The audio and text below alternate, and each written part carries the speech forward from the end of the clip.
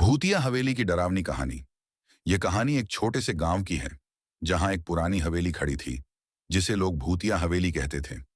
यह हवेली गांव के बाहर एक सुनसान इलाके में स्थित थी और वहां कोई भी इंसान जाने की हिम्मत नहीं करता था। गांव वाले कहते थे कि उस हवेली में एक भूत रहता है जो रात के समय किसी की भी जान ले सकता है। किसी समय में वह हवेली एक समृद्ध परिवार की थी। एक रईस व्यक्ति अपने परिवार के साथ वहां रहता था, मगर एक रात उस परिवार के साथ कुछ अजीब हुआ। हवेली के मालिक श्रीमान वर्मा और उनकी पत्नी रात को अचानक गायब हो गए। गांव वालों ने उन्हें ढूंढने की बहुत कोशिश की, लेकिन उनका कोई पता नहीं चला। उनके बाद हवेली में अजीब अजीब घटनाएं घटने लगीं। रात के समय वहां अजीब आवाजें सुनाई देने लगीं, जैसे कोई बड़ी सी दरवाजा खोल रहा हो या सीढ़ियां चढ़ रहा हो। कुछ समय बाद गांव में एक युवक मोहन आया। वह बहुत साहसी था और हवेली की रहस्य को सुलझाने का मन बना चुका था।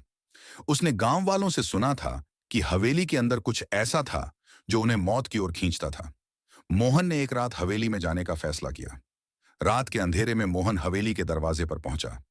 उसके हाथ में एक जलती हुई मोमबत्ती थी और उसका दिल तेजी से धड़क रहा था।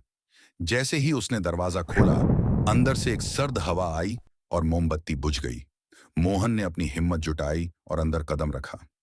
हवेली के भीतर सन्नाटा था, लेकिन उसके कदमों की आवाज गूंज रही थी। अचानक उसने सुनी कुछ अजीब सी आवाजें, जैसे किसी के जोर से सांस लेने की आवाज। मोहन डरते डरते आवाज की दिशा में बढ़ा।